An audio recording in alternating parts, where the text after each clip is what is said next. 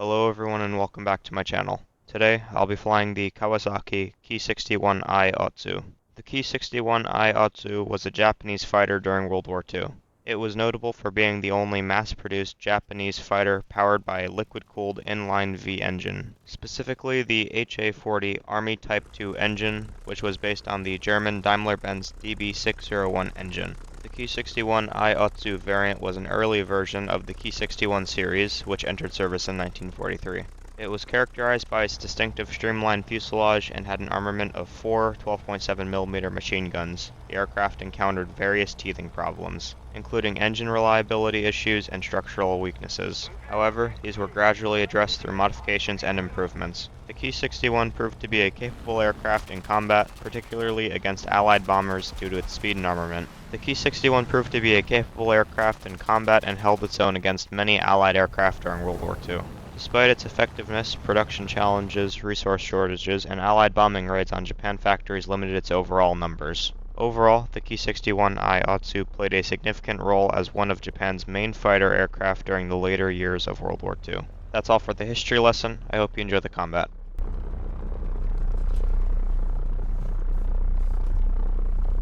Right now I'm the highest aircraft in the game, and that's great, but I see my ally P-38 being swarmed by enemies. He's on fire. I really can't do all that much for him, but I'm still going to try to go kill the enemies to avenge him.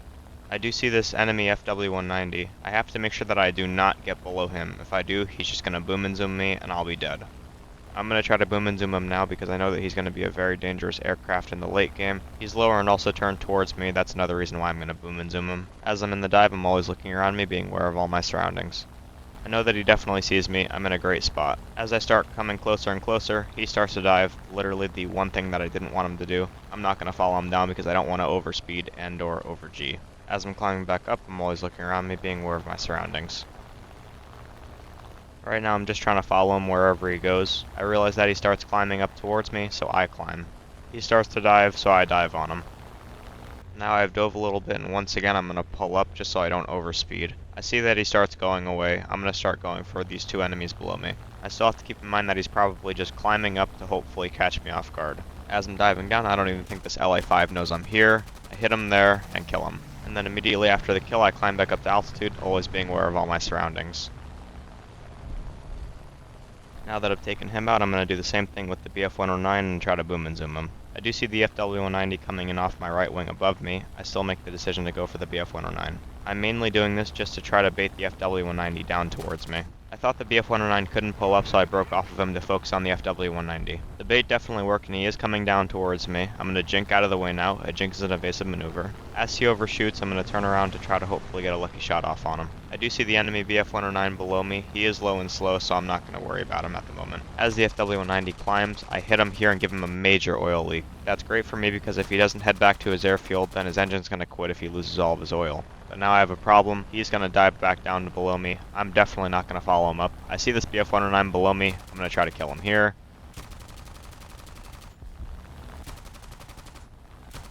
And I take him out. Then I look up behind me to see where the 190 is. I realize that he's about to shoot me. I brake left as hard as I can. I rip my flaps off, lose control. But thankfully he didn't hit me too hard, and I'm still alive. I know that he's going to do the exact same thing every single time. I know that I'm not in a very good spot here. My stock Ki-61 is not going to overpower his probably maxed out FW-190.